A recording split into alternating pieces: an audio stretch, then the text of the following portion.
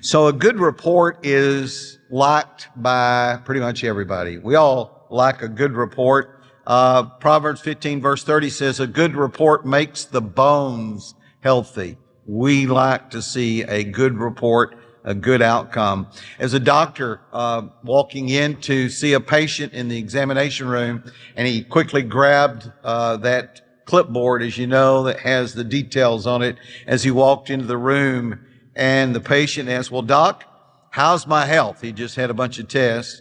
And the doctor says, well, I have some good news and I have some bad news. Well, this patient was ever an optimist. He says, well, Doc, give me the good news first.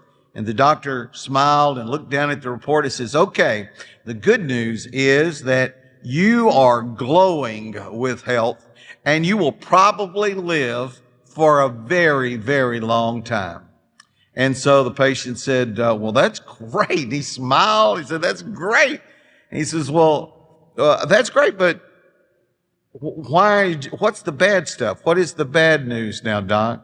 And the doctor looked at the chart for a moment and uncomfortably said, the bad news is that I'm starting to think I've grabbed the wrong chart and you're not my patient, Mr. Alan Anderson. Yeah.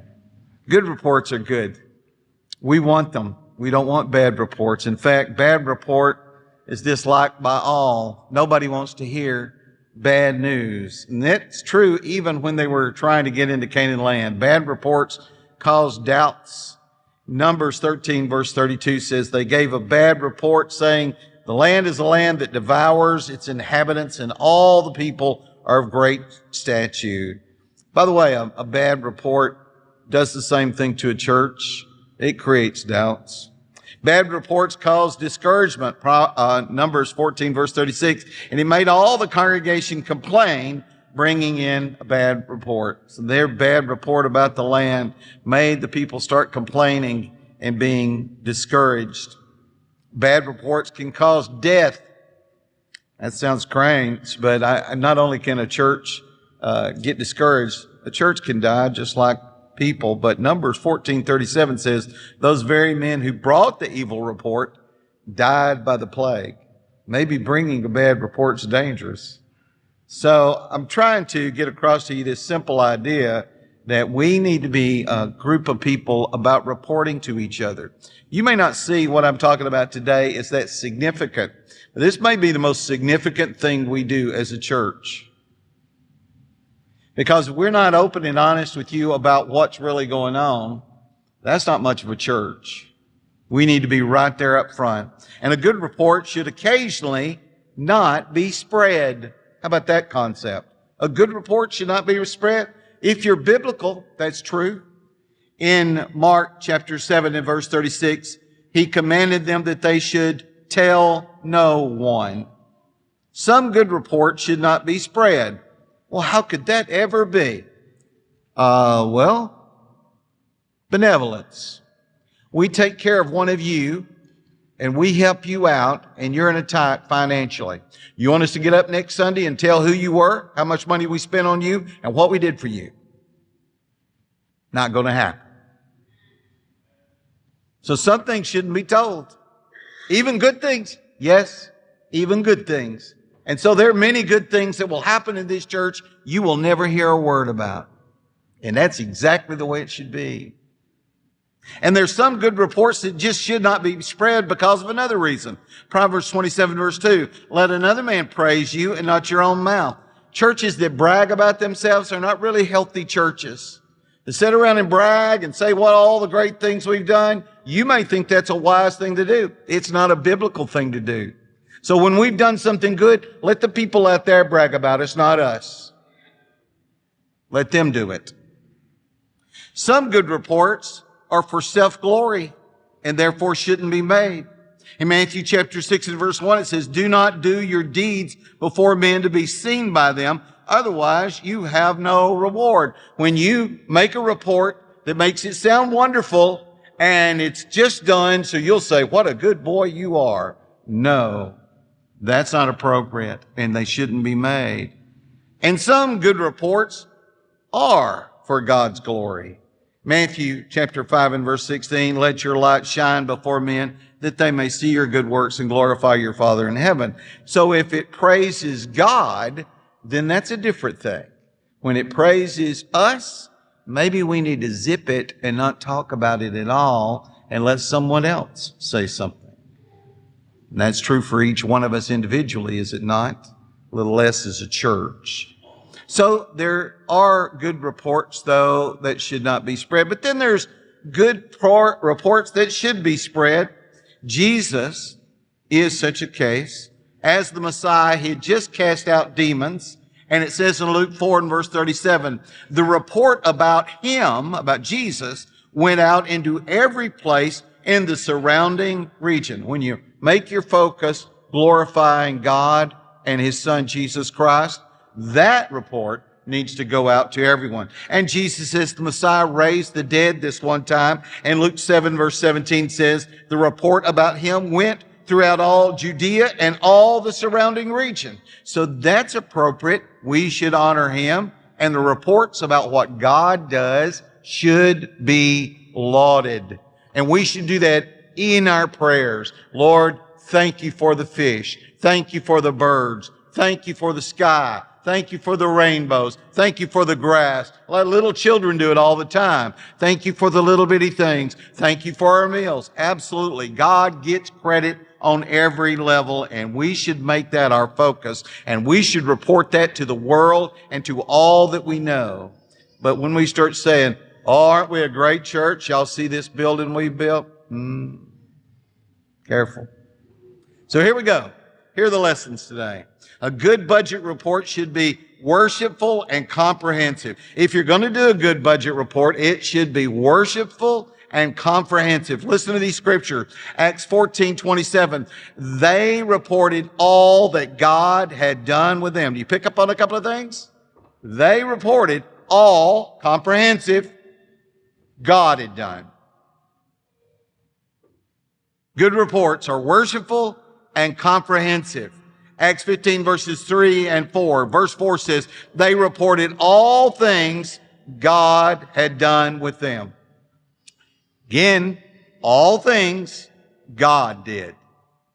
In Acts 21 verses 18 and 19, verse 19 only says, he told in detail those things which God had done among the Gentiles through his ministry.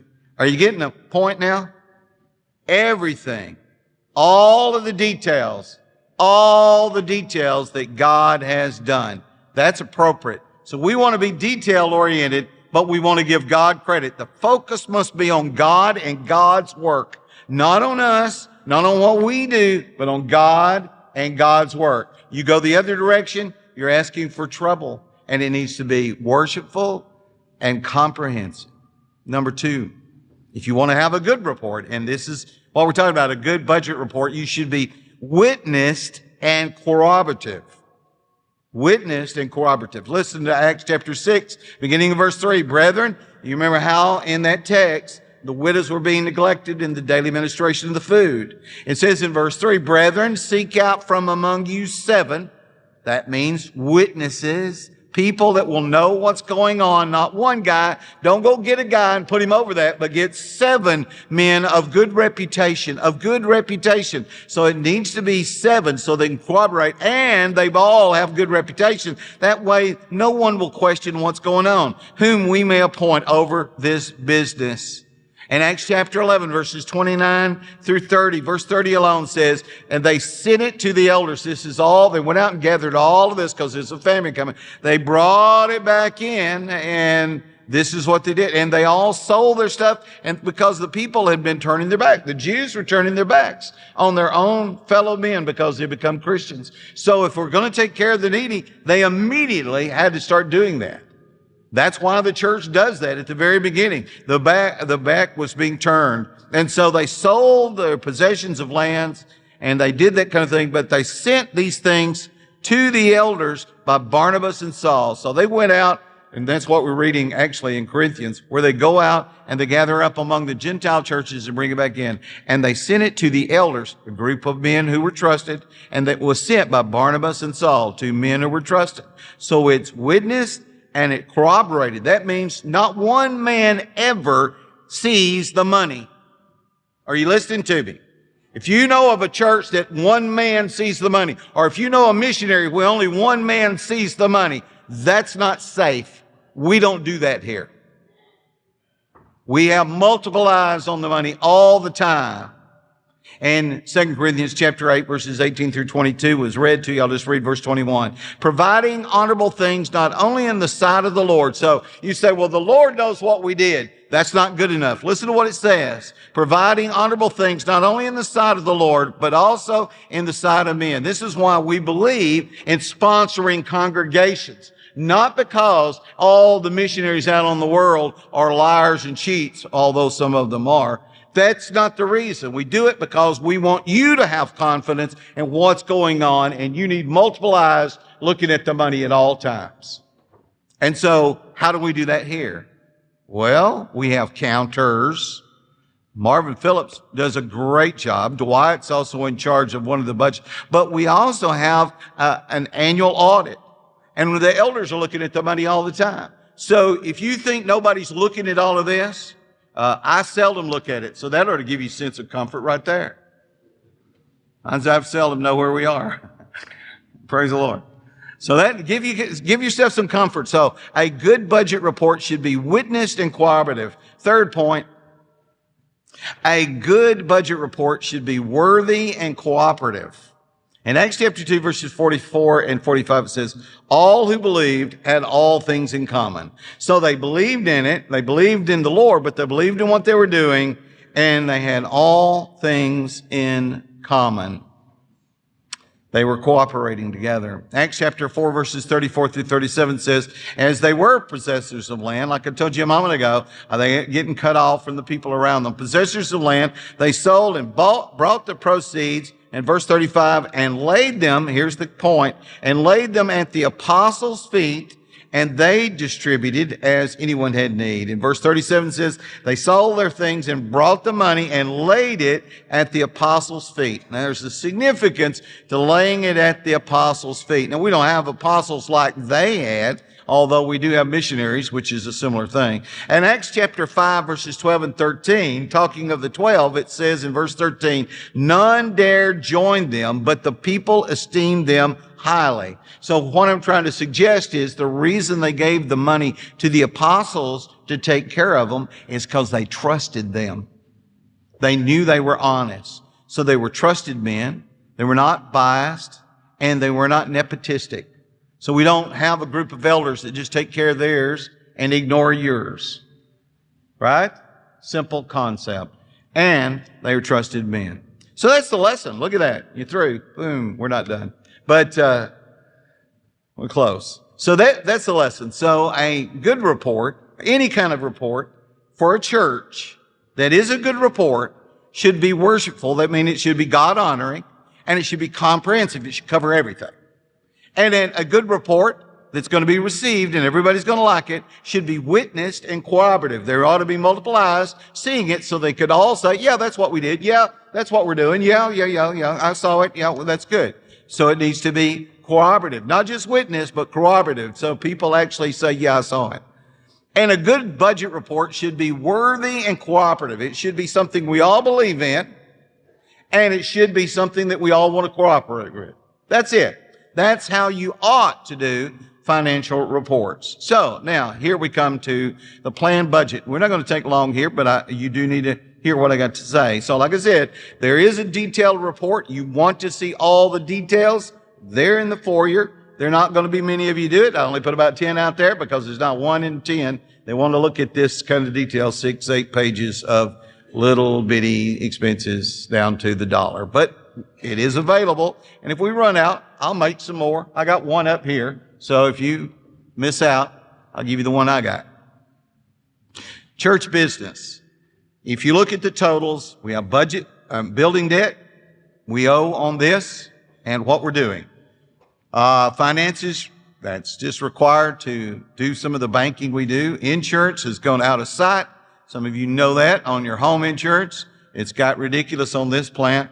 And office supplies and equipment, that's just basically to give you much of the stuff that's being printed out for you. And then, of course, vehicles, which we're down on that. Not too much anymore. 317,000. So, and then it's church ministry. These are the things that we're actually here about. That's what we have to do. These are the things we're actually about. We want to advertise to let people know what we're teaching, what we're trying to do here. Benevolence, when we do good deeds for people who can't do for themselves. Buildings and grounds, we have to keep this place up so that you can come in here, such as electricity and all that kind of thing. Education, that's so that you can go to a Bible class and have some material. Evangelism, that's to help other people elsewhere, like the one we're going to be having here in just a few months. We got some events on evangelism coming up and got a guest speaker coming in. Family life, that's ministering to people who are not doing well, hurting, trying to encourage them. Fellowship, y'all all enjoy that. Ministering staff, that probably needs to be cut, but anyway, that's still there. Missions, that's, like I said, a guy coming next week. Worship supplies and equipment, believe it or not, the stuff that we use here, even the Lord's Supper has to be supplied. And youth activities. That's Keegan. We should cut that. But anyway, 527,000 just for that section. So if you put it together, it's 845,000. That's $16,254 a week. That's what's needed. And if you'll notice, last year the total was 847,000 and 16,304. But the bad news is on that, because I got to give you the bad news here too, is we never made that, not regularly. But there's no reason to doubt or be discouraged because we actually have the money. So I'm not worried. Members are motivated to give according to their interests and their values. People give according to their interests and their values. So church business is what gets some people's attention. They like to know about the operating expenses. That's a big thing to some. Some it's all about buildings because they see buildings as the way that we will grow. That's a valid argument. Then, of course, there's general church ministry, which is like missions or Sunday school or Bible classes, preacher training, Christian education, or the charitable things we do, the helps we give and the services we provide that help humanitarian issues. Those are all important too. And whatever floats your boat, I understand. You say, well, I think it ought to be all of this. Well, everybody doesn't agree with you. So everybody doesn't see and value the same things as much as the other things. But these are all good things that a church should be about. Again, there's no reason to be doubtful or discouraged. We have the money. What do I mean by that? Well, let's just take a look. Here's how I know we've got the money. Potential givers in 2025, we have roughly 200 family units, okay? And we've had roughly 140 family units and roughly 60 single family units. Now, if you take a look at what we did last year, which was $12,222.71 was the average giving last year per week instead of the $16,300 as you see, you might go, oh, what are we doing? So you can easily do the math. It comes down to the family units average give $75 a week. That's the average family. You say, well, we don't give that much, or we give more than that. Well, that's an average. You understand that? And then the single people, they average about $30 a week. Well, I don't give that, or some give more than that. That's okay. That's the way it works. Potential average givers in 2025, though, if we really looked at the economy of our area, and I know groceries have gone out of sight. I know that they're like double or triple. I know things are costing more and don't want anybody to hurt themselves. That's not the goal here.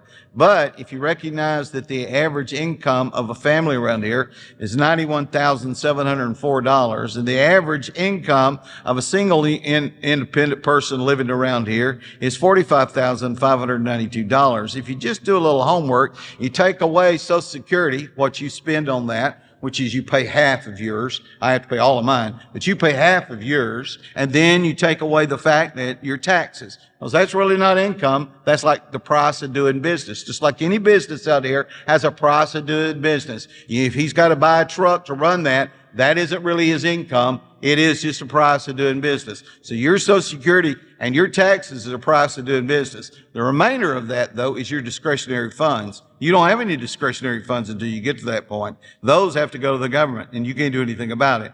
But after that, if you base it on those figures, a family unit should be giving roughly $126 in our area. Now listen to me. Everybody in this that's family unit can't do this.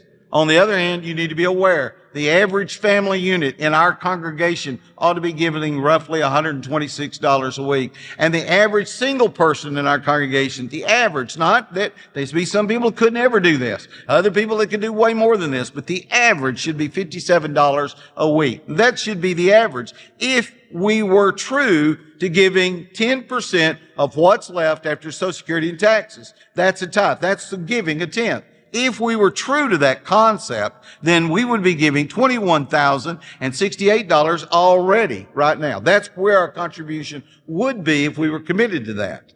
Now, you say, well, there's always fluctuations. Absolutely. So that might not ever actually happen, but at least it is the potential of what could be. So that would mean that every family unit that's giving $75 might need to think about, could they reach $126 a week? And it would mean every single person giving them roughly $30 a week, could they really reach $57 a week? If we did that, we'd be at $26,000. Not only would we make our budget, but we would be $4,000 a week over our budget. What I'm trying to say is, don't really need to panic about, oh, we're not where we ought to be, oh, like that. Listen to me very clearly. You don't need to panic. We have the money. It's a case of, will we give the money? You said, well, we can't do that. I understand you said that about that, blah, blah, blah, blah, but we aren't in a position to do that. I understand that too. You've probably over-indebted yourself. And it's difficult to get there. But you ought to understand what the basic concept really is in the Scriptures, and you ought to shoot for it. Amen? You don't, not today, maybe, not tomorrow, but you need to prayerfully think about it and shoot for it. That's all you do. You can't, nobody's perfect. Nobody here is perfect. Nobody here gives perfectly, okay? But you got to have something to shoot for. And that means there's no reason to doubt or be discouraged. God will provide, and we'll have the money we need. Tony Campolo, I'll end with this story. Tony Campolo, he's kind of an odd sort of fella, but he was preaching at a ladies' get-together. It's an organization of a bunch of ladies, 300 ladies, and they invited him to speak at this ladies' retreat-like thing. And it was a religious ladies' thing. And there was a president of whatever this group was, and it was a lady, and she had organized the whole thing. And they had a letter. She got up in front of the crowd just before Tony was supposed to speak. And she read this letter from a missionary. And the missionary told of an emergency situation that they really needed the help. And they were requesting $4,000 be sent for the emergency. I don't know what the emergency was. Tony didn't tell what the emergency was. But there's some emergency, and it really needed to be done right away. And so the president, that lady, said to Tony, when you get up to speak, would you lead us in a prayer so that $4,000 would be met? Tony said, no. She laughed, says, now maybe you didn't understand. I just asked you to lead a prayer for that. He said, will you lead a prayer for that? No. You're kidding, right? No. I won't lead that prayer. You won't lead that prayer. No. He said, that's not what we should do. It's $4,000. If it's really the emergency you just said, whatever money we got in our pocket, we're to pull it out right now and put it on the table right here. Said, I'll pull out everything out of my billfold right now. If it's really an emergency, we don't need to pray that God would send somebody. We're already here. We already got the money. I got some money in my billfold. I'll pull out everything I've got. I'll put it there. Why don't you do the same? That's how we ought to deal with an emergency. You just told us it's an emergency. Let's pull it out. Let's deal with the emergency right now. And then we don't have to pray about that. So he pulled out and he says, I was feeling pretty good because I knew I only had $15 in my billfold. He pulled out his $15. He laid it on the table in front of everybody. And then he looked at the president and says, what you going to do? And she reached in and she had about $40 in her billfold, pulled it out, laid it on the table. And then everybody started passing by and laying their money out, and they had well over $4,000. If it's really important, why don't you just do it? Do y'all remember the shoes? How many were here for the shoes? Raise your hand if you're here for the shoes. And the rest of y'all, we may have to do that again. Anyway, so we gave all of our shoes away one Sunday to the needy. And nobody knew it was going to happen but me. And everybody walked out barefoot. Because you had them with you.